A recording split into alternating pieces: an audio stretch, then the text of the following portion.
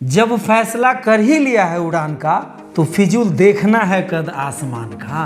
वो रणनीति, वो स्ट्रैटेजी जो आप दूसरों को, बच्चों को बिल्ड करने में लगेंगे, अभी आपको लगाना है ताकि आपको वो अपॉर्चुनिटी मिले। मतलब एसबीआई कलर तुरंत क्वालिफाई करने के बाद इन्होंने रिजाइन दे दिया कि भाई क्या होता है कि आपको वो गुगली डालते हैं, हाँ, लेकिन वो आपका पिच पे होती है तो आप जहाँ चाहे उसको मार दीजिए। हाँ, तो वहाँ मुझे मिल गया कि मेरे फील्ड का क्वेश्चन है, तो मुझे लगा कि मैं इंटरव्यू का टाइम खा जाऊँ इसमें, तो मैंने उसको खींचा। कोई जी के हाँ, कुछ करंट अफेयर के एक दो क्वेश्चंस। सर वहाँ पर क्या होता है ना, हर कोई अपने फील्ड का एक्सपर्ट होता है। जैसे मैडम थी, वो शायद टेक्निकल फील्ड में एक्सपर्ट थी, उन्होंने टेक्निकली एक क्वेश्चन दाग दिया और मैं उसको खींच गया। ये है कि आपका जो जोन है या हॉबी है या कुछ है, उस तरफ इंटरव्यूअर को खींचना की भी एक कला है, वो आपको विकसित करनी। बिल्कुल बिल्कुल, रीडिंग बुक खतरनाक होता है उनको। केवीएस में आप कोई भी डेमो तैयार करें, उसमें आप बस ये ध्यान रखें 60 मार्क्स में, मतलब आपकी knowledge like as a teacher, उसमें किस तरह के क्वेश्चन आएंगे। जैसे अभी इन्होंने क्या किया है इसमें, जो न्यू एजुकेशन पॉलिसी है उसमें पूरा जो फोकस है गवर्नमेंट का वो है। जो आपने न्यू एजुकेशन पॉलिसी की बात की, जितने पॉइंट्स आपने बताए अभी मैं रिपीट नहीं करूंगा, ये ना केवल आपके एग्जाम में मदद करेंगे, इंटरव्यू में भी मदद करेंगे। पीछे पारुल मैम और अस्मिता मैम आई थी तो उन्होंने अपने लड़कियों के लिए तो बताया, आप लड़कों के लिए ड्रेसिंग सेंस पे थोड़ा सा बताइए, आपने क्या पहन के अपना बताइए। हाँ। देखिए इस बार जब 15 का रेशो था उसका वेटेज का, वो 30 हो गया, डबल हो गया है, तो वेटेज को बढ़ा दिया गया है। तो इंटरव्यू एक बहुत अहम रोल अदा करने वाला है इस बार के केवीएस एग्जाम। हाँ, ये भी क्वेश्चन है कि टीचिंग में क्यों आना चाहते हैं, केवीएस में ये बहुत सारे संभावित प्रश्न। तो केवीएस में आप क्यों आना चाहते हैं, ये मैंने एक्सपेक्ट किया था कि वो पूछेंगे। तो डेमो की अगर हम बात करें, केवी को क्या चाहिए डेमो में, वो 30 मार्क्स आपके आपको पूरे मिल जाएंगे 30 मार्क्स। जब फैसला कर ही लिया है उड़ान का तो फिजूल देखना है कद आसमान का। नमस्कार दोस्तों, आज मेरे साथ एक जोशीले टीचर हैं नूर सर, जो प्राइमरी टीचर एर्नाकुलम से स्टार्ट किया, केरला से, और काफ़ी मतलब कॉम्पिटिटिव एग्ज़ाम के करीब हैं, तो आपको बहुत बड़ा अनुभव मिलेगा। तो आइए नूर आलम सर से जानते हैं। सर, आपका बहुत बहुत स्वागत है हमारे यूट्यूब चैनल पर। और बहुत सारे एस्पिरेंट्स हैं जो जानना चाहता है अनुभव प्राइमरी टीचर का, कि कैसे क्या इंटरव्यू में क्या हुआ था, कैसे आपने दिया एग्ज़ाम, कैसे क्वालिफाई किया बड़ी सहजता से। तो इन सब सारी बातों के लिए सर, मतलब पहली ज्वाइनिंग आप, मैं जैसे एर्नाकुलम में बताया, कब की है ज्वाइनिंग आपकी सर? सर ये अक्टूबर 2017 में, हाँ, जो है हमारी पहली पोस्टिंग थी। एर्नाकुलम एक जगह है केरला में, हाँ, जिसे कोच्चि भी कहते हैं, तो केवी एर्नाकुलम के नाम से ही हमारा स्कूल है। हाँ, तो वहाँ पर पहली ज्वाइनिंग हुई थी 2017 में, और 2021 तक वहाँ कंटिन्यू किया, और उसके बाद देन ट्रांसफ़र और ही है, मतलब यहाँ पे ट्रांसफ़र हो यहाँ गया। पे ट्रांसफ़र हो गया। तो केंद्रीय विद्यालय में मैं ये भी एक बता दूं कि बहुत सारे एग्ज़ाम को इन्होंने क्वालिफाई करके मतलब इग्नोर किया। उत्तर प्रदेश के बहुत सारे एग्ज़ाम में क्वालिफाई किया, सब घर आना चाहता है, लेकिन दिल्ली के एग्ज़ाम के क्वालिफाई किया प्राइमरी टीचर वाले को। सब पे प्राथमिकता, हालांकि सबके मन में डिस्कशन तो होता ही है खुद से। तो कौन कौन सा एग्ज़ाम क्वालिफाई किया, थोड़ा ये बता दीजिए। मनीष जी, मैंने 2011 में मैंने बीटीसी में ज्वाइन किया। हाँ। गवर्नमेंट सीट पर मेरा सिलेक्शन हुआ, तो तब यही था कि बीटीसी कर लेंगे, यूपी में जॉब हो जाएगा, बस ठीक है चलेगा। लेकिन क्या हुआ कि वो अनफॉर्चुनेटली यूपी में नहीं हो पाया। उसके बाद मैं सेंट्रल के लिए प्रयास करना शुरू किया। अच्छा। और तब जो केवी का एग्ज़ाम है, केवी का एग्ज़ाम क्वालिफाई किया, इंटरव्यू क्वालिफाई किया और जॉब हो गया।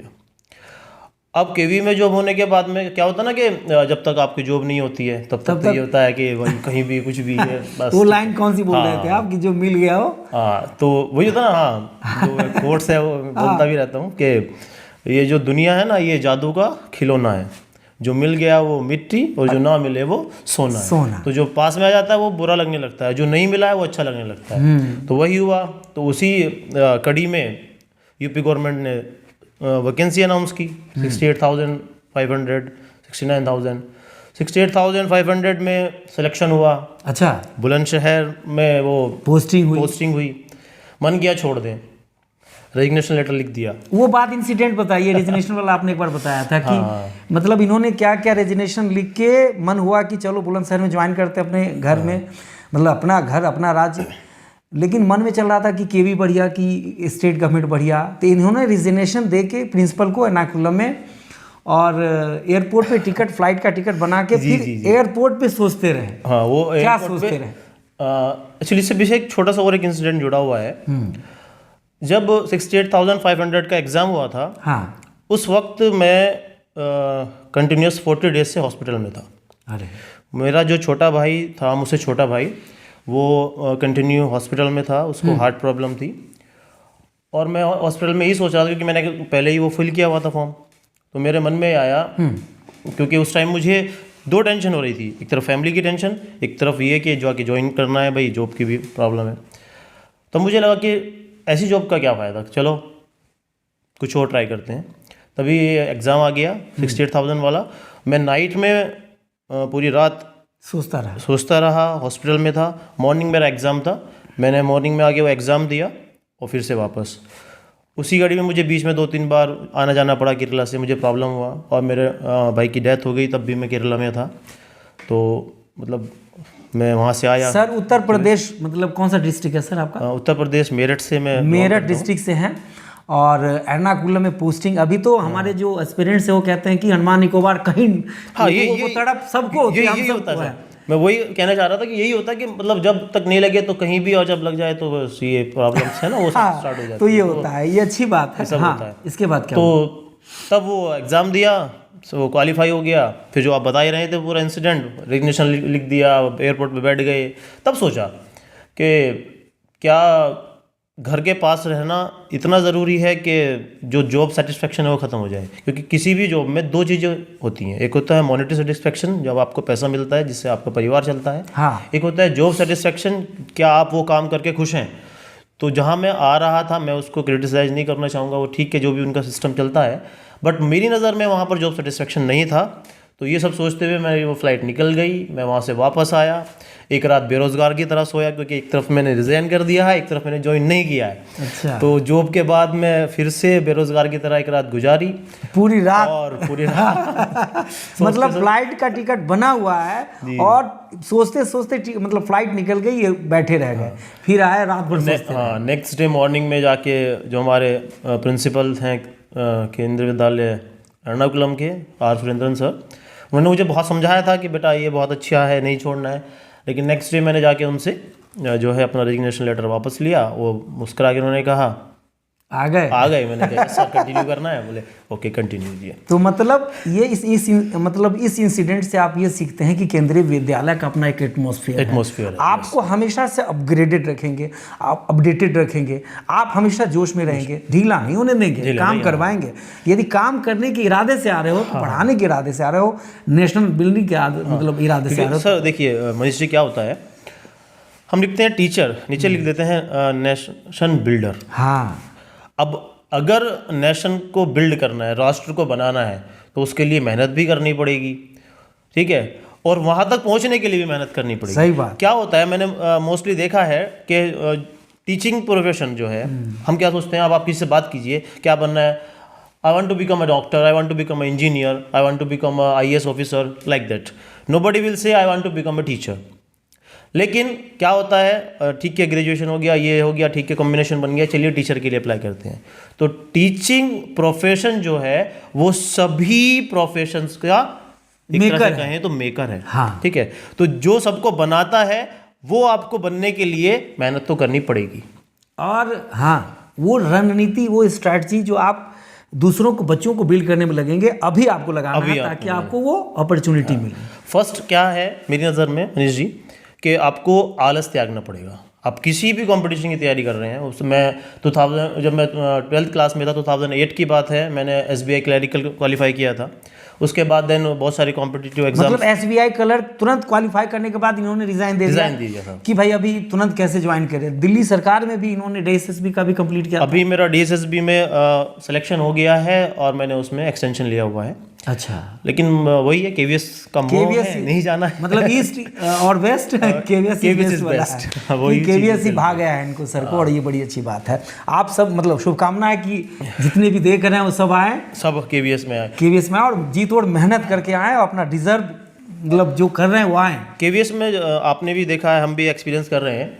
केवीएस क्या करता है कि आपको कभी भी है ना, वो लाइफ आपकी मॉनिटर नहीं होने देता है। आपकी जो लाइफ है उसको क्या ना कि कुछ ना कुछ उसमें उत्साह बना रहेगा आपके लिए। इतनी सारी वर्कशॉप्स होती हैं, उसमें आप अपने जो नॉलेज है उसको अपडेट कर सकते हैं, अपने खर्चे पे ट्रेनिंग पे भेजते हैं, और पूरा जो खर्च वही है जो आप कह रहे हैं, आने जाने अपने खर्च पूरा टोटल गवर्नमेंट बियर करके आपके नॉलेज को अपडेट कर रही है। और मोस्टली स्कूल में आवासीय है, मतलब आवासीय का मतलब है कि वहाँ पे आपको क्वार्टर मिलेगा, क्वार्टर मिलता है। तो ये सारा है। तो सर सीधे इंटरव्यू पे आते हैं, क्योंकि उसी के लिए और एग्जाम स्ट्रेटजी पे, तो हम इंटरव्यू पे आते हैं कि आपका सर इंटरव्यू कहाँ हुआ था? मनीष जी, हमारा इंटरव्यू हुआ था लखनऊ में केवी गोमती नगर में। अच्छा, इंटरव्यू प्राइमरी था टीचर का, हाँ, जनरल, हाँ। तो जून का मंथ था, तो मतलब इस ईयर 17 हाँ 2016 का जून। 16 से स्टार्ट हुआ था प्रोसेस, 17 में ज्वाइन किया था। अच्छा, नो आई थिंक 17 जून की बात है। हाँ 17 जून। हाँ, जून का मंथ मुझे याद इसलिए क्योंकि मैं जब मेरठ से गया था नौचंदी में, तो बहुत ज़्यादा गर्मी का वो था और रिजर्वेशन हम कर नहीं पाए थे। अच्छा। तो जनरल से सफ़र करके वहाँ पहुँचे, जैसे तैसे वहाँ पर मॉर्निंग में एक लॉज वगैरह में फ्रेश होकर के इंटरव्यू के लिए चले गए। आपको पता ही है इंटरव्यू क्या था, इंटरव्यू के नाम से अपने आप ही लगता है कि पता नहीं हम क्या मतलब चीज़ इतने करने जा रहे कॉन्फिडेंट हैं और इतने अच्छे, मतलब देखता हूँ क्लास में पूरे बच्चों को इन्वॉल्व करके पढ़ाते, मन से नहीं डरते, फिर भी ये डर। हाँ, वहाँ पर इंटरव्यू हो जाता है, तो वही के मन में इंटरव्यू है। तो हम पहुँचे वहाँ पर। एक्चुअली में क्या होता है ना, इंटरव्यू के टाइम पे या कभी भी कोई कॉम्पिटिटिव एग्जाम के टाइम पे, मेरा अपना पर्सनल एक्सपीरियंस ये है कि वहाँ पर जितने लोग हैं ना उनसे कम बात कीजिए। हाँ, ये जितने भी आए सब ने बताया, ये वहाँ पर जितने लोग वहाँ बैठे हुए हैं, जितने लोग वहाँ हैं, वो अपना शायद रिमाइंड कर रहे हैं, लेकिन आपको टेंशन में डाल रहे हैं। सपोज कीजिए आप रिटन एग्जाम के लिए जा रहे हैं, अभी केवीएस का एग्जाम भी होने वाला, रिटन एग्जाम के लिए आप बैठ गए, बहुत सारे बैठे हुए हैं, वो इतनी मोटी मोटी किताबें लेके बैठे रहेंगे। भाई 5 मिनट में कोई इतनी मोटी किताब नहीं पढ़ सकता, पढ़ना ही नहीं चाहिए। बिल्कुल आप अपने मन में बिठा लीजिए ये चीज़ कि इतनी मोटी किताब 5 मिनट में पढ़ना तो छोड़ दीजिए, उसके पेज भी नहीं पलट सकता है। 24 घंटा पहले मेरा एक दोस्त है कि कहता है कि जो भूल गया वो भूल गया, भूल मेरा गया। था ही नहीं, सब खत्म, एक छोड़ दीजिए। फॉर्मेट, इसके बाद जो मेरे पास है उसको बेस्ट हम देंगे। हाँ, तो जो मैं बता रहा हूँ वही है इसमें कि आप उस टाइम पे क्या होगा, आप खुद भी बैठे हैं, साथ में 2-4 बुक लेके जाते हैं, मोस्टली मैंने देखा है। वो टेंशन देते हैं। सामने वाले को देखा, आप भी वही पढ़ने लगे, क्या ओ नाउन पढ़ रहा है, नाउन एडजेक्टिव पढ़ रहा है, भाई उसको नहीं पता है क्या आने वाला है, किसी को नहीं पता है क्या आने वाला है। आपने जो पढ़ा है आपने बहुत अच्छा पढ़ लिया है, बहुत कुछ पढ़ लिया, मेहनत कीजिए, अभी रिटर्न का टाइम है, अभी टाइम जितना पढ़ना है पढ़ो। आप एग्जाम सेंटर पे पहुंचने के बाद उसके बाहर बैठ के पढ़ाई नहीं कर सकते, वो कोई पढ़ाई नहीं। 24 घंटे कहा जाता है साइकोलॉजिकली छोड़ देना चाहिए पढ़ाई। एक चीज़ और है, मैं इंटरव्यू से पहले रिटन के बारे में बात करना चाहूँगा। जो रिटन है उसमें क्या होता है कि आपने जो तैयार किया है, जो पढ़ा है, उसमें केवल वही आए ये ज़रूरी नहीं है। बहुत सारी चीज़ें ऐसी होती हैं जो आपके पुराने एक्सपीरियंस से जुड़ी होती हैं, जो शायद आपने 5th क्लास में पढ़ा होगा, 6th में पढ़ा होगा, 7th में पढ़ा होगा, वो आपको अब मिल जाएगा। इसका ये नहीं होता कि वो बहुत हाई लेवल ही जाएगा, बहुत ऊपर के लेवल पे हो जाएगा, आप बहुत ज़्यादा पढ़ रहे हैं। कभी कभी मैंने देखा है क्या होता है, मैं एक्सपीरियंस बता रहा हूँ, मेरे साथ के जो 1-2 मतलब दोस्त हैं, फ्रेंड हैं, जिन्होंने केवीएस का एग्ज़ाम दिया, अभी भी तैयारी में है। क्या होता है, 2 + 2 = 4 ये होना चाहिए। तुम्हारा लिखा है 2 + 2 = what क्वेश्चन मार्क, डाउट में आ जाएंगे। 1 नंबर में इतना आसान सवाल कैसे हो सकता है यार, 2 + 2 = 4। भाई 2 + 2 = 4 रहेगा, दिस इज यूनिवर्सल ट्रूथ, वो कभी चेंज नहीं हो सकता है। तो इस तरह के जो बेसिक कॉन्सेप्ट हैं उस तरह के क्वेश्चन आते हैं और उसमें हम ओवर थिंकिंग में उसको गड़बड़ कर देते हैं। नहीं, जैसे मैथमेटिक्स को लेकर इस बार सब्जेक्ट कंसर्न में दिया है कि प्राइमरी में 4 सब्जेक्ट जो पढ़ाते हैं हम लोग, जी आप भी पढ़ाते हैं जी। मैं तो मतलब इसमें ऊपर हूँ तो थोड़ा सा ज़्यादा अनुभव नहीं है, आपको बेहतर पता है। तो मैथमेटिक्स को लेकर कि क्या पूछेगा प्लस माइनस, भाई सीटेट में कैसे पूछता है, कैसे आपको उलझा देता है। बहुत रेयर बच्चों को 25 से ऊपर नंबर होता है 30 में। बिल्कुल। जैसे सीटेट के मैथमेटिक्स से उसी पे बेस्ड कॉम्पिटेटिव जो भी टॉपिक दिया गया है उसको पढ़ना है आपको। हाँ, कॉम्पिटिटिव लेवल का आपको पढ़ना है उसमें, और साथ में जो ये सब्जेक्ट कंसर्न दिया हुआ है इसमें आपको पेडागोजी पे भी फोकस करना है। उसमें पेडागोजिकल क्वेश्चन जिस टाइप से आपने सही कहा, सीटेट में जो क्वेश्चन आते हैं सीटेट वाले क्वेश्चन ही इसमें आएंगे, और ये इस बार इसमें 80 मार्क्स का रखा गया है। आप देखेंगे आउट ऑफ 180 मार्क्स का सब्जेक्ट रिलेटेड ही है। हाँ, और बाकी आपका 60 नंबर जो हैं, 60 मार्क्स जो हैं, वो आपके हैं एक तरह से आपकी knowledge as a teacher, Hindi, English, literature, computer, ये सर्विस। 60 मार्क्स में मतलब आपकी knowledge like as a teacher. उसमें किस तरह के क्वेश्चन आएंगे, केस स्टडी होती है, हाँ, उस टाइप के क्वेश्चन जैसे सीटेट में पूछता हो, पेडागोजी टाइप क्वेश्चन जाते हैं कि एक बच्चा है, उसको ये प्रॉब्लम है, आप उसको कैसे सॉल्व करोगे। इस तरह के क्वेश्चन वो 60 मार्क्स में रखे गए हैं। इसमें आपका NEP है, न्यू एजुकेशन पॉलिसी है। न्यू एजुकेशन पॉलिसी को पूरा गूगल से डाउनलोड करके या उसको ऑथेंटिक जगह से, बिल्कुल पूरा नहीं पढ़ने लगना, जो मेन पॉइंट है उसको स्टडी करना है। उसमें आपका जो पॉक्सो एक्ट है, आपका NEP है, आपका NCF 2005 है, नेशनल करिकुलम फ्रेमवर्क जो 2005 है, न्यू एजुकेशन पॉलिसी 2020 है, और इस तरह के जो है आपका चाइल्ड जो वो है पॉस्को जो एक्ट है, इस तरह के आपको सारी जो स्कीम्स है, गवर्नमेंट स्कीम है, वो सब अच्छे से याद होनी चाहिए, क्योंकि वो चाहते हैं आपको, आपके जो नॉलेज है उसको वो देखना चाहते हैं आपको एज अ टीचर कितनी नॉलेज है। आप एक टीचर बनने जा रहे हैं, आपको कितना ज्ञान है कि कौन कौन सी गवर्नमेंट पॉलिसीज चल रही हैं, कौन सी एजुकेशन पॉलिसी चल रही है, किस एजुकेशन पॉलिसी को इसने रिप्लेस किया है, क्या है इसमें, क्या गया है, किस चीज़ के ऊपर फोकस किया गया है। जैसे अभी इन्होंने क्या किया है इसमें, जो न्यू एजुकेशन पॉलिसी है उसमें पूरा जो फोकस है गवर्नमेंट का वो है कॉम्पिटेंसी बेस्ड लर्निंग। सही कह रहे हैं। और उसी में प्राइमरी की अगर हम बात करें तो उसमें आ गया है FLN, foundational literacy and numeracy. जो फाउंडेशनल है बच्चों की, जो उनका अगर हम लैंग्वेज की बात करें तो उनको लैंग्वेज में हिंदी, इंग्लिश लैंग्वेज में उनको listening, speaking, reading and writing, उनमें 4 कॉम्पिटेंसीज अच्छे से आनी चाहिए। मैथमेटिक्स की बात करें तो उनकी knowledge, understanding, ability to compute, problem solving ability, ये सब उनको अच्छे से होना चाहिए। इसी को वो फोकस करते हुए ये आपका ध्यान रिटर्न में भी आएगा, आपका इंटरव्यू में भी मतलब एक झटके में सर ने ये बता दिया। आप ये जो आपने न्यू एजुकेशन पॉलिसी की बात की, जितने पॉइंट्स आपने बताए अभी मैं रिपीट नहीं करूंगा, ये ना केवल आपके एग्जाम में मदद करेंगे, इंटरव्यू में भी मदद करेंगे, क्योंकि जो पैनल बैठा हुआ है वो केवी का ही तो होगा, वो बाहर से नहीं, केवी के ही होते हैं, और वो आपको इन सारी बातों पे आपसे बातचीत करेंगे। इंटरव्यू में क्या होता है, इंटरव्यू में जब आप जा रहे हैं, हाँ, तो आपकी जो सब्जेक्टिव नॉलेज है वो एक तरह से जज कर ली गई है। हाँ, आपके वो आप पहले ही रिटन में हुआ है, सीटेट हुआ है, बिल्कुल, बीएड हुआ, आप बीएड करके आए हैं, उसके बाद आप सीटेट क्वालिफाई करके आए हैं, फिर एग्जाम क्वालिफाई, एंट्रेंस एग्जाम अपने जो आपका केवी का जो एग्जाम है, कॉम्पिटिटिव एग्जाम, वो आप क्वालिफाई करके आप आगे नेक्स्ट स्टेप पे आ गए। अब क्या एक्सपेक्ट करते हैं जो वहाँ पर इंटरव्यू पैनल बैठा हुआ है। अब अगर हम बात करें जो हमने देखा है, बस आपने भी देखा है, मैंने भी देखा पैनल में वहाँ 5 to 6 पर्सन वहाँ पर बैठे होंगे, और मोस्टली जो गेट है जहाँ से आपकी एंट्री है, वहाँ एंट्री के बाद में क्या हो रहा है उसको लेके डर बना रहता है। हाँ, आप बाहर बैठे रहते हैं, हाँ, 1 by 1 जो अंदर जा रहा होता है, आप उसको देख कर डरते रहते हैं। जब वो बाहर आता है तो 4 चीज़ें गलत बता के चला जाता है, भाई क्या बताया था, मैडम क्या हुआ था, वो कुछ भी बोलेगा, चला जाएगा, आप और डर जाएंगे। वही बात 5 मिनट पहले आप रिटर्न की तैयारी नहीं कर सकते हैं, इसलिए ऐसे ही आप इंटरव्यू रूम के बाहर बैठ के इंटरव्यू की तैयारी नहीं कर सकते हैं, और इंटरव्यू की तैयारी होती भी कुछ नहीं है। सही बात। आपकी पर्सनैलिटी से ये पता चलना चाहिए कि आप क्या हैं। हाँ, अगर आप जा रहे हैं, आप टीचिंग के इंटरव्यू के लिए जा रहे हैं, तो आपकी पर्सनैलिटी से लगना चाहिए कि आप टीचर हैं। हाँ, तो उसमें सबसे पहले ड्रेसिंग सेंस आपका।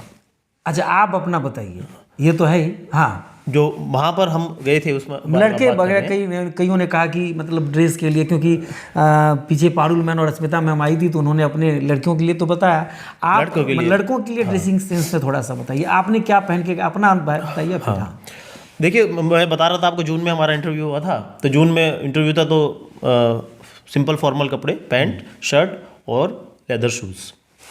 एक गलती करते हैं जो मैं बता देना चाहता हूँ कि हमने लाइफ में कभी टाई नहीं लगाई होती है, उसी दिन हमने टाई लगानी है, और हमारा सारा फोकस उसको एडजस्ट करने में चला जाता है।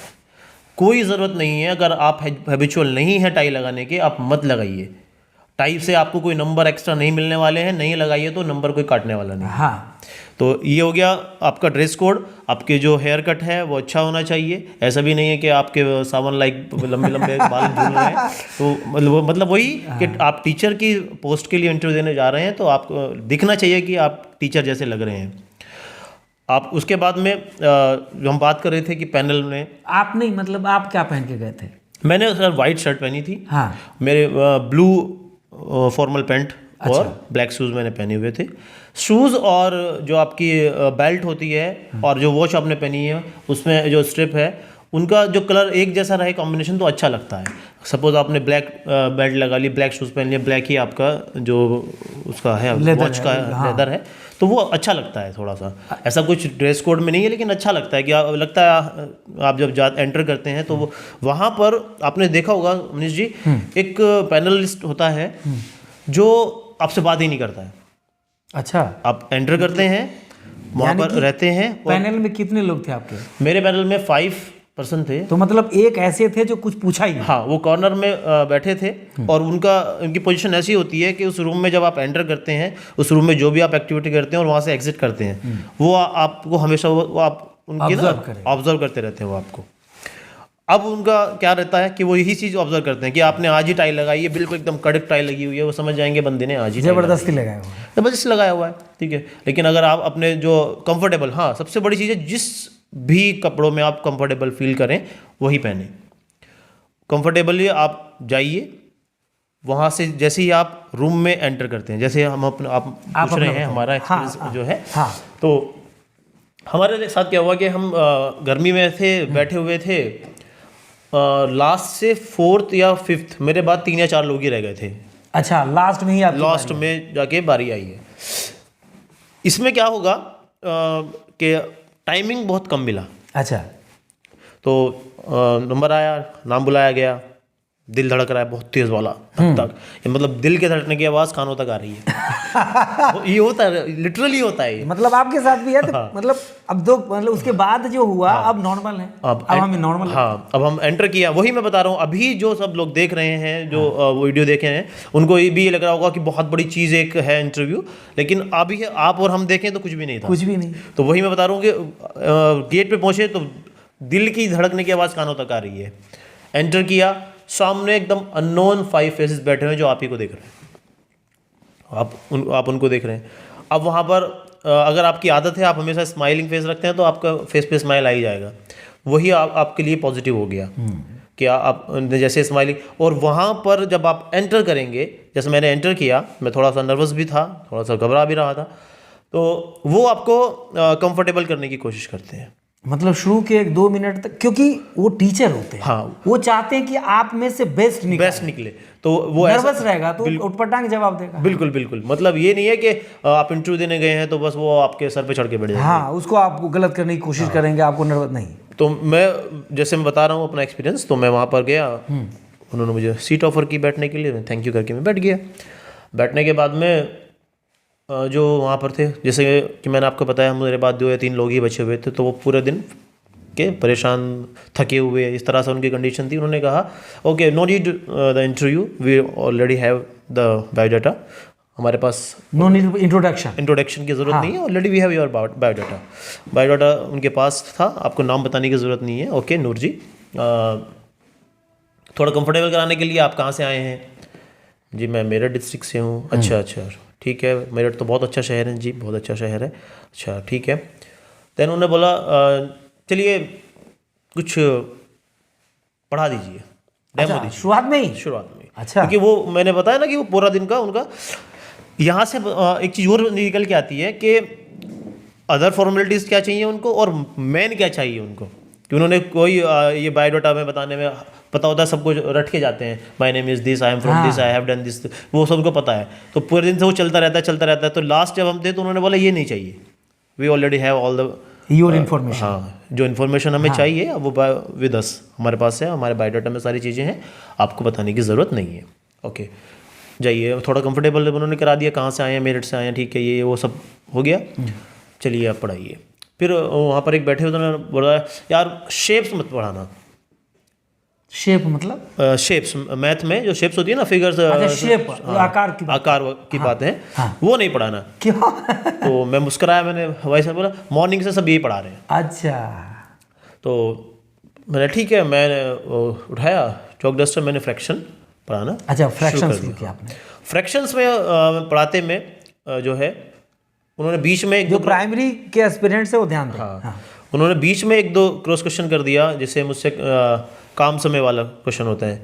उन्होंने किया भाई एक काम को 4 लोग मिलके 8 दिन में ख़त्म कर देते हैं, तो 8 लोग उस काम को कितने दिन में ख़त्म करेंगे? तो मैं उधर लगा, तो मैंने बोला सर 16 डेज। मैंने बोला ओके, गलत हो गया है कि जब आपने मैन पावर बढ़ा दी है तो टाइम घट जाएगा, कम होना चाहिए। लेकिन मैंने टाइम को भी बढ़ा दिया, मैंने बोला 16 हो गया। अच्छा। और मैं अपना कंटिन्यू किया, और 2 से 3 मिनट ये सब होने के बाद उन्होंने बोला ठीक है आप आ जाइए। बेसिकली वहाँ पर जैसे ही आप बोर्ड पे जाते हैं, वो चेक करते हैं कॉन्फिडेंस, आपके खड़े होने का तरीका, आपको पूरा बोर्ड तो नहीं कवर कर लिया आपने। ये जो डेमो क्लास में जो आपकी सर इस बार जो फॉर्मेट है आपका 85:15 हुआ था, मतलब 85 था रिटर्न का और 15 वेटेज था इंटरव्यू लेकिन अब इस बार 70 और 30 का रेशियो। Yes yes yes. तो आप जो ये बोर्ड वाली बात बता रहे हैं वो खास है, तो आपको ध्यान देने की जरूरत है, क्योंकि इस बार रिटर्न आप बता रहे हैं मतलब मैटर करेगा। इस बार इन्होंने क्या किया है इंटरव्यू में, इंटरव्यू 60 मार्क्स का ही है। पिछली बार भी 60 का था, इस बार भी 60 का ही है। सही बात है। लेकिन इस बार उसको क्या किया है इन्होंने, स्प्लिट अप कर दिया है कि 30 मार्क्स को आपको इंटरव्यू के ही मिलेंगे और 30 मार्क्स आपको डेमो के ही मिलेंगे। हाँ। एक तो ये चीज़ कर दिया है, दोनों को अलग अलग कर दिया, आपको इंटरव्यू का अलग है और डेमो के लिए अलग है। और उसके बाद में क्या किया है, जो वेटेज कर दिया है वो 70:30 कर दिया है। अब उस 30 में भी 15 का वेटेज आपको इंटरव्यू से मिलेगा, 15 का वेटेज आपको डेमो से मिलेगा। तो दोनों ही चीज़ें इंपॉर्टेंट हैं। तो आप बोर्ड वाली बात बता। अब बोर्ड वाली बात जो है वो डेमो में भी आपके काम आएगी। तो आपको ध्यान रखना है, जो वहाँ पर बोर्ड है उसको आप पूरा कवर ना करें। आपको ऐसे खड़ा होना है जैसे कि सबको दिख भी रहा है बोर्ड, आप लिख रहे हैं तो सामने से जो पढ़ाते हैं ना उनको ये आदत होती है, जो रेगुलर उसमें है, टच में है, रेगुलर पढ़ाते रहते हैं, उनको पता है। हालांकि इंटरव्यू फेस नहीं किया तो भी कई बार ध्यान नहीं रहता, लेकिन माइंड से हट जाता है। हाँ। एक क्या होता है कभी कभी कि वहाँ पे मोस्टली डेट वगैरह वो लिख देते हैं, हो सकता है कि आप ही पहले इंटरव्यू के लिए गए हैं तो आपको सब करना पड़े। तो जब भी आप शुरू करते हैं आप डेट डालिए और अपना टॉपिक डालिए और सब्जेक्ट डालिए, तब आप शुरू कीजिए। आप फ्रैक्शन स्टार्ट आपने किया था। फ्रैक्शन स्टार्ट हो गया। फ्रैक्शन में उन्होंने एक दो जो मैंने बताया आपको, जिसका आंसर मैंने गलत दिया था लेकिन कॉन्फिडेंस से दिया था। अच्छा, बाद में पता चला कि मैंने गलत बताया। तो उन्होंने मुझे पूछा वापस से, उन्होंने बोला बैठ जाइए। ठीक है, बैठ गए। एक मैडम थी, मुझे याद है, उन्होंने कहा कि आपकी टेक्निकल फील्ड में क्या नॉलेज है? तो मैंने I have done CCNA MCSC in networking. जबरदस्त है कंप्यूटर नॉलेज। तो कंप्यूटर नॉलेज, लेकिन वहाँ पर हमने अपनी बेसिक नॉलेज ही शो की थी। तो उन्होंने कहा कि कितना जानते हैं? मैंने मैम हाँ थोड़ा सा है। बोले मदरबोर्ड के बारे में आप क्या जानते हैं? तो मैम इट इज़ हार्डवेयर, ये हार्डवेयर होता है और जो जितने भी कंपोनेंट्स होते हैं कंप्यूटर में जो अटैच होते हैं वो सबको जोड़ने का काम करता है ये सब। और उसके बाद मैंने उनको उनका चिपसेट 945 चिपसेट उस टाइम पे आ रहा था इंटेल का, वो चिपसेट वगैरह जनरेशन बता दिया। ये मतलब इतना डरने की जरूरत नहीं कि आपसे भी इतना पूछेगा, ऐसा नहीं है। कंफर्ट जोन में अपने ले आए, कंफर्ट जोन में वो कभी-कभी क्या होता है कि आपको वो गुगली डालते हैं, हाँ, लेकिन वो आपका पिच पे होती है तो आप जहाँ चाहे उसको मार दीजिए। हाँ। तो वहाँ मुझे मिल गया कि मेरे फील्ड का क्वेश्चन है, तो मुझे लगा कि मैं इंटरव्यू का टाइम खा जाऊँ इसमें, तो मैंने उसको खींच दिया क्योंकि ये मेरा अपना जोन है। तो उन्होंने कहा अच्छा ठीक है। तो जिन्होंने मुझसे वो क्रॉस क्वेश्चन किया था काम समय वाला, वो मुझसे बोले नूर जी एक बात बताइए। मतलब उनको मज़ा आने लगा बात करने में एक तरह से कि ठीक है। तो उन्होंने बोला चलिए एक बात बताइए, अगर हमने मैन पावर को बढ़ाया है तो टाइम क्यों बढ़ गया? मैंने सॉरी सर वो गलत हो गया। फिर मैंने उनको करेक्ट करके सब बता दिया, आंसर बताया। हाँ बोले वो हाँ अब ठीक है, ये ठीक है। इट मीन्स उन्होंने मुझे करेक्ट भी किया। उन्होंने चेक करने के लिए कि ये क्या बोल गया था कि नॉलेज है या कुछ इस तरह से, बट वो करेक्ट भी करा दिया। मैंने बोला हाँ सर ये ऐसा था। बोले ओके ओके ठीक है। और उसके बाद में बस ऐसे मुझे कोई ज़्यादा कोई खास याद नहीं है, कोई ज़्यादा इतना ऐसा कोई क्वेश्चन था, कोई जीके, हाँ कुछ करंट अफेयर के एक दो क्वेश्चंस एक जो दूसरे सर बैठे हुए थे उन्होंने पूछा एक्चुअली सर वहाँ पर क्या होता है ना, हर कोई अपने फील्ड का एक्सपर्ट होता है। जैसे मैंने अभी बात की है, मैडम थी वो शायद टेक्निकल फील्ड में एक्सपर्ट थी, उन्होंने टेक्निकली एक क्वेश्चन दाग दिया और मैं उसको खींच गया, बाकियों के मैं टाइम खा गया। शायद वो मुझसे और कुछ एक्सपेक्ट कर रहे थे, कुछ पूछना चाह रहे थे, लेकिन मैं उनके उसे एक साइड में ले गया उनको। इसीलिए जिन्होंने मुझे क्रॉस क्वेश्चन किया था वो नया क्वेश्चन ना जनरेट करके उन्होंने उसी क्वेश्चन को करेक्ट करा लिया। मतलब पॉइंट ये है कि आपका जो जोन है या हॉबी है या कुछ है, उस तरफ इंटरव्यूअर को खींचने की भी एक कला है, वो आपको विकसित करनी। बिल्कुल बिल्कुल। एक हॉबी से याद आया, जो आपने याद दिला दिया। जब वहाँ पर हम पहुँचते हैं तो हमें फॉर्म दिया जाता है फिल करने के लिए, हॉबीज़ में आ जाता है और जो मन करता है डाल देते हैं। रीडिंग बुक खतरनाक, रीडिंग बुक, लिसनिंग म्यूजिक, कुछ भी डाल दिया। अगर आपकी रियल में हॉबी है तो ठीक है, नहीं है तो आपने ऐसे डाल दिया। रीडिंग बुक डाल दिया, मैंने किया था, रीडिंग बुक मैंने डाल दिया, ठीक है। एक क्वेश्चन मेरे पास आया वहाँ से कि अच्छा आपने हॉबी डाली, आपको बुक रीड करने का वो है, अभी रिसेंटली आपने कौन सी बुक रीड की है? हाँ। ये था है कि मैं थोड़ा सा पढ़ता रहता था, तो मुझे अचानक से चेतन भगत याद आ गया एंड 5 पॉइंट समवन मुझे याद आ गई। अच्छा। मैंने बोल दिया sir 5 point someone Chetan Bhagat की बुक मैंने पढ़ी है, तो ठीक है, क्लिक हो गया। अदरवाइज कोई भी हो भी ऐसे डाल दिया, कोई भी म्यूजिक, लिसनिंग, ये कुछ भी करके डाल दिया, और वो अचानक से क्वेश्चन आया तो आपके पास जवाब ना हो तो वो हो जाता है, ये तो नेगेटिव चला जाता है, नेगेटिव चला जाता है, और वो लगता है कि ये तो बिल्कुल फेक तरीके से इन्होंने। अच्छा, तो इंटरव्यू कितने देर तक चला सर? मतलब मैंने पूरा दिन का इंटरव्यू देखा सर। हाँ। जैसे मैंने बताया मैं सबसे लास्ट था, तो मैंने मॉर्निंग से इंटरव्यू शुरू हुए और शाम तक मैं वहाँ बैठा नहीं, था। आप अपना ड्यूरेशन जो आपका इंटरव्यू हुआ था लगभग? हाँ। मेरा इंटरव्यू 5 to 6 मिनट्स का था। अच्छा, 5 to 6 मिनट्स मेरा इंटरव्यू चला। वहाँ पर 15 to 20 मिनट्स तक भी इंटरव्यू चले, क्योंकि हम बाहर बैठे हुए थे, सबको आते जाते देख रहे थे, किसी का 15, किसी का 20, इस तरह से चल रहा था। लेकिन जब मेरा इंटरव्यू 5 to 6 मिनट्स का हुआ, आप यकीन जानिए, जब हम बाहर आए तो मुझे लगा कि इंटरव्यू खराब हो गया। अच्छा, खत्म हो गया, बस हो गया केवी का सपना, टाटा बाय बाय फिनिश। तो ठीक है, जो इंटरव्यू रिजल्ट आया तब मार्क्स बताइए कि कितना आया? तो जब रिजल्ट आया, हाँ, रिजल्ट मेरे साथ में, आपने प्रश्नों का बहुत बेहतरीन जवाब दिया, जो गलत हुआ उसको फिर करेक्ट करने का मौका मिला, आपको टीचर नहीं दिया। वहां पर जो क्वेश्चन गलत हुआ था तब ऐसा लग रहा था कि ये गड़बड़ हो गया। हाँ, लेकिन वो पता नहीं, वो है ना कि हमें पता नहीं वो क्या जज करने के लिए बैठे हैं। हम सोच रहे हैं हम नॉलेज दिखाने गए, वहाँ नॉलेज नहीं है, वहाँ तो पर्सनैलिटी को लिए जज करने के लिए बैठे हैं। तो जब मार्क्स का इंटरव्यू आ गया, वो कहते हैं रिजल्ट आया, फाइनल रिजल्ट आया, मैंने चेक नहीं किया, मुझे डर लग रहा था कि भाई हो गया, काम खत्म हो गया, क्योंकि मेरे रिटर्न में इतने ज़्यादा मार्क्स नहीं थे, शायद बाउंड्री लाइन से 4-5 मार्क्स ही ऊपर था मैं। तो इंटरव्यू में पूरा एक तरह से दारोमदार था कि यही लेके जाएगा पार, लेकिन जब लगा कि बाकियों के तो 20 मिनट हुआ है, मेरा तो 5-6 मिनट हुआ है, ख़त्म हो गया। मैंने एक फ्रेंड को बोला भाई चेक करके बताना ज़रा, उसने बोला सिलेक्शन हो गया। मैंने सही से, हाँ, फिर मैंने देखा तो इंटरव्यू में मेरे 54 मार्क्स थे। क्या बात, आउट ऑफ 60। बहुत शानदार। तो इंटरव्यू मुझे पार करा के ले गया। अच्छा, इंटरव्यू ने मतलब रिटर्न में जो फिसल रहे थे, हाँ, वो इंटरव्यू ने नहीं पार करा के ले गया। और अगर हम देखें मोटा मोटा तो तैयारी की थी रिटर्न के लिए, पार कराया इंटरव्यू ने। और ये इस बार ज्यादा होगा सर। और इस बार यही मैं कहने वाला था, आपने वही बात बोल दी। हाँ। कि इस बार जब 15 का रेशो था उसका वेटेज का, वो 30 हो गया, डबल हो गया है, तो वेटेज को बढ़ा दिया गया है। तो इंटरव्यू एक बहुत अहम रोल अदा करने वाला है इस बार के KVS एग्जाम में। मतलब आपको इसका ये मतलब नहीं कि आप रिटर्न में कमजोर पड़े, रिटर्न में पहले ही से आपने जबरदस्त नंबर गेन करके रखा है, तो इंटरव्यू में थोड़ा फिसलोगे भी तो वो संभाल लें। बिल्कुल, आपने एक बात बहुत अच्छी कही कि रिटर्न में मार्क्स, इंटरव्यू में जो सारा गेम है वो साइकोलॉजी का है। मैं एक और बात बताऊं, आप पहले कंप्लीट कीजिए। साइकोलॉजी का ही पूरा रोल चलता है। जैसे अभी आपने बताया कि अगर रिटन में अच्छे मार्क्स होंगे तो क्या होता है कि आप एक तरह से ना, आपका माइंड एकदम सेट होता है। हाँ। आप एक तरह से ये थोड़ा सा अच्छा फील करते हैं कि मेरे मार्क्स उधर अच्छे हैं, यहाँ 1-2 कम होगा तो चलेगा। तो ऐसी कंडीशन में क्या हो जाता है कि आप उससे ज़्यादा अच्छा कर जाते हैं जब आप प्रेशर में कुछ कर रहे होते हैं। एक छोटा सा एग्जांपल मैं बताऊंगा, बहुत जल्दी फिनिश करने की कोशिश करूंगा क्योंकि इंटरव्यू लंबा हो जाएगा। हाँ। मैंने एग्ज़ाम दिया UP टेट और C टेट, फर्स्ट टाइम मैंने उनको अपीयर किया और बहुत ज़्यादा टेंशन थी, दिन रात पढ़ाई की। मेरे मार्क्स थे 118 आउट ऑफ 150 UP में, और C टेट में मेरे 106 मार्क्स थे आउट ऑफ 150, बहुत ज़्यादा मेहनत करने के बाद। और अपर प्राइमरी मेरे दोनों फेल हो गए, दोनों में मैं नहीं क्वालिफाई हो पाया। उसके बाद जैसा मैंने बताया केरला में हमारी पोस्टिंग हो गई, अब ज़रूरत भी नहीं थी CTET या UPTET की, तो मन किया हमने फॉर्म फिल कर दिया ऐसे ही।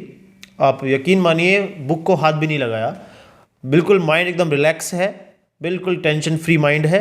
जाके एग्ज़ाम दिया, 125 इन CTET प्राइमरी एंड 100 सेंट्रल वाला में, CTET सेंट्रल में, क्या बात and 122 in upper primary without any preparation. Upper primary में कौन सा साइंस था या SST था? SST।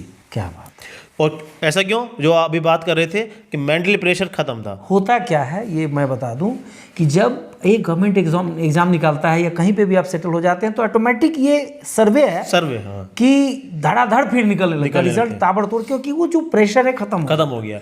और आपको पहले से ये सोच के जाना, जैसे हमने बताया कि हम नर्वस थे, ये नर्वस, तो आपको नर्वस नहीं होना। बाद में पता चला कुछ नहीं था, ये हमारी तरह के लोग होते हैं। आप घर के बड़े जैसे होते हैं उनसे बात करते हैं ऐसे समझो, उनकी रिस्पेक्ट भी करनी है, उनकी बहुत ज़्यादा बहस नहीं करना है। तो ये सारी बातें बहुत अच्छा। इंटरव्यू को लेकर और बातें थी कि कुछ ऐसे भी होते हैं, मतलब टीचर से मैंने बात की तो उन्होंने काफ़ी कम नंबर था उसका, मतलब कितना 25, 28 ऐसे बता रहे थे, लेकिन रिटर्न के एग्जाम ने उनको आगे बढ़ा दिया। हाँ वही भी है, मेरे जो आपने कहा कि रिटर्न के मार्क्स अच्छे होने से कहीं ना कहीं आपका साइकोलॉजिकली प्रेशर हट जाता है कि मेरे मार्क्स यहाँ बहुत अच्छे हैं। इंटरव्यू में थोड़ा सा होगा अप डाउन तो चल जाएगा, तो इसीलिए रिटर्न में तो बहुत अच्छे मार्क्स के लिए तैयारी करनी है। उसी अंकुर सर का मैंने एक इंटरव्यू लिया है, उसमें उसी जब आपका सिलेक्शन हुआ था उसका 100 से ज़्यादा पता नहीं 112-14 बताया है, मुझे याद नहीं उतना नंबर था। तो कह रहा था कि मैं इंटरव्यू को लेकर आश्वस्त था कि भाई मेरा रिटर्न इतना ज़्यादा बढ़त बढ़ाया हुआ था, हाँ, कि वो इंटरव्यू कर जाएगा। इंटरव्यू में बढ़िया गया तो सिलेक्शन हुआ। तो ये बड़ा उपयोगी जानकारी आपने दिया। और भी कुछ मतलब लास्ट में कुछ टिप्स इस बार के जो, अगर हम बात करें इंटरव्यू की ही बात कर लें, क्योंकि हमारा जो इंटरव्यू है ये वो उसी को मतलब ध्यान में रखते हुए हमने इसको तैयार किया है। तो अगर रिटर्न में तो अभी आपने देख लिया 180 मार्क्स का आपका इस बार का रिटर्न है, और उसमें सारे सिलेबस आई होप सबको मिल गया होगा, सब तैयारी कर रहे हैं। उसी में जब आप आगे बढ़ते हैं इंटरव्यू के लिए, इंटरव्यू में एक 30 मार्क्स का इंटरव्यू, 30 मार्क्स का डेमो जो है। डेमो की अगर हम बात करें केवी को क्या चाहिए डेमो में, तो वो 30 मार्क्स आपको पूरे मिल जाएंगे 30 मार्क्स देते हैं अगर नंबर। क्योंकि वहाँ पर जो इंटरव्यू लेने के लिए बैठे हैं वो सब केवी टीचर हैं, उनमें केवी प्रिंसिपल हैं या किसी अच्छे वहाँ का जो भी आसपास का नियर बाई कॉलेज होगा वहाँ का कोई प्रोफेसर है, या केवी के ही कोई असिस्टेंट कमिश्नर या कमिश्नर डेप्यूटी कमिश्नर रैंक के वहाँ पर अधिकारी बैठे होते हैं। अब जो असिस्टेंट कमिश्नर या प्रिंसिपल जो हैं वो हमेशा स्कूलों में आते हैं इंस्पेक्शन करने के लिए, और वो वही एक्सपेक्ट करते हैं वहाँ पर जो एक नया एम्प्लॉय खड़ा हुआ है इंटरव्यू देने के लिए, वो वही एक्सपेक्ट करते हैं जो उनका 10 साल या 15 साल से जो वहाँ पढ़ा रहा है वो कर रहा है।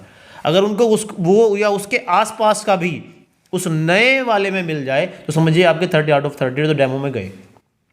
क्या चाहिए होता है उनको, केवीएस में आप कोई भी डेमो तैयार करें उसमें आप बस ये ध्यान रखें कि आपका जो टीचिंग है वो चाइल्ड सेंटर्ड होना चाहिए। जो आप स्टूडेंट्स को पढ़ा रहे हैं वहाँ पर आपको स्टूडेंट्स को एक्टिविटी से इन्वॉल्व करना है टीचिंग में। आपका लेक्चर मेथड नहीं होना चाहिए फॉर प्राइमरी डेमो क्लासेस। आप खड़े हो गए बोर्ड के पास में, आपने आपकी जो लेक्चर है वो डिलीवर करना शुरू कर दिया एंड देन फिनिश, नहीं, पूरा नेगेटिव हो गया। केवीएस में यही एक्सपेक्ट किया जाता है टीचर से, वही वो वहाँ भी एक्सपेक्ट करते हैं कि जो टीचर है वो बच्चों को ध्यान में रखते हुए पढ़ाए। चाइल्ड सेंटर्ड जो है वो टीचिंग होनी चाहिए। तो आप ऐसा कुछ प्लान करें कि जो आप मैथ का कुछ भी प्लान कर रहे हैं सपोज, तो आप ऐसा प्लान कीजिए कि बच्चे उसमें कुछ इन्वॉल्व हों। कोई आप हैंड्स ऑन एक्टिविटी ले लीजिए, जो आप वहाँ पर जो इंटरव्यू में बैठे हुए हैं जो पैनल में है उनको दे दीजिए, उनको वो एक्टिविटी करने के लिए दीजिए, वो करेंगे एक्टिविटी, उनको मज़ा आएगा। आप उसको इस तरह से क्लास को लीजिए, आपका 30 आउट ऑफ 30 हो जाएगा। अगर आपका जो कॉम्पिटेंसी बेस्ड और चाइल्ड सेंटर टीचिंग अगर आपने की वहाँ पर डेमो दिया तो डेमो तो पार्ट खत्म हो गया। ये बात है, बड़ी बहुत मतलब। अच्छा मान लीजिए बहुत अच्छा इंटरव्यू सर का गया था और बहुत सारे संभावित प्रश्न है, उसका एक अलग से वीडियो बनाऊंगा सबसे अनुभव लेकर, जो भी है उसका एक संभावित क्वेश्चंस का एक सीरीज बना दूंगा 10-15 क्वेश्चंस जिसको करना है। आपसे मैं काल्पनिक मतलब क्वेश्चन पूछना चाहूँगा, जैसे आपसे पूछा जाता है कि आपने टीचिंग को क्यों चुना, तो आप क्या जवाब देते आपसे नहीं पूछा गया? ये मोस्टली आपने बहुत अच्छा क्वेश्चन किया। मोस्टली आप कभी भी किसी भी प्रोफेशन में जाते हैं, आप किसी प्राइवेट सेक्टर में जाते हैं, तो सपोज आप बैंकिंग में जा रहे हैं प्राइवेट सेक्टर में, तो आपने बैंकिंग को क्यों चुना? ऐसे ही आप टीचिंग में आ रहे हैं, तो ये एक जनरल क्वेश्चन होता है, सभी इसकी तैयारी करके आते हैं कि आपने टीचिंग प्रोफेशन को क्यों चुना। आप क्या जवाब दें? तो मोस्टली क्या होता है कि मेरा यही है, मैं इसमें ये है, सब होता है। वहाँ पर थोड़ा सा डिप्लोमेसी, हाँ डिप्लोमेसी में अगर जाएं, या मैंने जो दिया था, मैंने क्या किया था, मैंने इसका आंसर तैयार किया था, मुझसे पूछा नहीं गया। मैंने आंसर तैयार किया था कि केवीएस में मैं आना चाहता हूँ। मैंने एक्सपेक्ट किया था कि पूछेंगे आप केवीएस में क्यों आना चाहते हैं। हाँ, ये भी एक क्वेश्चन है कि टीचिंग में क्यों आना चाहते हैं, केवीएस में ये बहुत सारे संभावित प्रश्न हैं। तो केवीएस में आप क्यों आना चाहते हैं, ये मैंने एक्सपेक्ट किया था कि वो पूछेंगे, तो मैंने उसी को तैयार किया था कि केवीएस में जो है, मुझे किसी भी जॉब के लिए 2 सेटिस्फेक्शन होते हैं, एक मॉनेटरी सेटिस्फेक्शन होता है, एक जॉब सेटिस्फेक्शन होता है। केवीएस ही एक ऐसा संगठन है जो मुझे monetary satisfaction as a salary और जॉब सेटिस्फेक्शन दे रहा है मुझे, कि मुझे यहाँ पढ़ा करके अच्छा लग रहा है। और केवीएस ही एक ऐसा संस्थान है जो कंटिन्यू जो एम्प्लॉयज़ हैं उनकी जो नॉलेज है उसको अपडेट करता रहता है। उसमें वो बहुत सारे वर्कशॉप के द्वारा ये सब करता है, और केवीएस के थ्रू हमें पूरे देश और विदेश के कल्चर को जानने का मौका मिलता है। इसलिए मैं केवीएस ज्वाइन करना चाहता हूँ, केवीएस संगठन में मैं जॉब करना चाहता हूँ। ये मेरा क्वेश्चन का आंसर मैंने रेडी किया हुआ तो था। आप इस बात को सीख सकते हो, पहले सोच के रखोगे तो जवाब आसानी से, क्योंकि हमें पता है बॉल किधर जाने वाली है, किधर जाने वाली। हाँ, जैसे आपको पता है, आप रुके हुए हैं, सामने से एक इनस्विंगर आ रही है, तो बाबा आपके पास है, आप उसको चाहे खेलिए, ऑफ साइड मारिए, ऑन साइड मारिए। आजकल डिस्ट्रैक्शंस खूब आ रहा है सर। इस पे मतलब डिस्ट्रैक्शन का मतलब है सोशल मीडिया पे ये वो गाने वाने चलते रहते हैं। मैंने कहा एक बार पहले सिलेक्शन ले लो, सुनते रहना जितने गाने वाने की पतली कमरिया हाय हाय हाय। उस डिस्ट्रैक्शन से अपने पढ़ाई पे कंसंट्रेट सेंटर्ड कैसे हो? हाँ हाँ, देखिए मनीष जी, मेरा इसमें ओपिनियन ये है कि अगर आप तैयारी कर रहे हैं तो आप रोबोट नहीं हैं, आप ह्यूमन बीइंग हैं, इमोशंस भी होते हैं, आपको एंटरटेनमेंट भी ज़रूरी है, सब चीज़ें हैं। तो इसके लिए सबसे बेस्ट ये रहेगा कि आप अपना टाइम जो है उसको कैसे मैनेज करते हैं। ये सही कहा आपने। यानी कि आप जो भी तैयारी आप कर रहे हैं, आप यूपीएससी की तैयारी कर रहे हैं, आप टीचर्स की तैयारी कर रहे हैं, XYZ कोई भी आप तैयारी कर रहे हैं, आपका एक टाइम शेड्यूल होना चाहिए। शेड्यूल में अगर आपने कोई टाइम टेबल बनाया है, आप उसमें क्या करेंगे, आपको लगता है कि आपके टाइम टेबल में आपने आज 2 घंटे के लिए आपको चाइल्ड साइकोलॉजी पढ़ना था, लेकिन उस टाइम पर कोई गेस्ट आ गया, आप नहीं पढ़ पाए हैं, लेकिन आपने अपने एंटरटेनमेंट के लिए 1 घंटा रखा हुआ है, जिसमें आपने कहा पतली कमरिया वो सब वो देख लेता है। तो अगर वहाँ आपको पता है कि आज मेरे 2 घंटे चाइल्ड साइकोलॉजी वाले वेस्ट हो गए हैं, तो आप ऐसा कीजिए कि आज का जो एंटरटेनमेंट है उसे स्टॉप कीजिए, 1 घंटा पढ़ लीजिए, क्योंकि आपका टाइम टेबल है तो आपको पता भी है, आप उसको काउंट भी कर रहे हैं कि कहाँ आज लॉस हुआ है, कहाँ उसको आज मैनेज करना है। तो मेरी नज़र में सबसे ज़रूरी है टाइम टेबल बना लेना। मतलब सही बात है, मतलब हर चीज़ के लिए अपना एक नियम होता है ना, डिसिप्लिन होकर पढ़ाई करना है जब तक एग्ज़ाम नहीं हो जाए, क्वालिफाई कर लेना, इसके बाद अपने मन की चीज़ें करना। मन की चीज़ें करने के लिए कितना भी बहकाएगा तो कहते हैं कि विकल्प मिलेंगे बहुत राह भटकाने के लिए, संकल्प एक ही काफ़ी है मंजिल को पाने के लिए। जब भी ये उटपटांग चीज़ें दिमाग में आए तो ये याद 9 लिख लेना और बोलते रहना। आपने बहुत वैल्यूएबल इन्फॉर्मेशन हमसे शेयर किया। मुझे यकीन है न केवल इंटरव्यू में बल्कि रिटन पेपर में भी बच्चों को बहुत मदद मिलेगी और वो केंद्रीय विद्यालय में हमारे परिवार में वो भी एक सदस्य बनेंगे, ऐसी हम शुभकामनाएं देते हैं। तो सर बहुत बहुत धन्यवाद। बहुत धन्यवाद।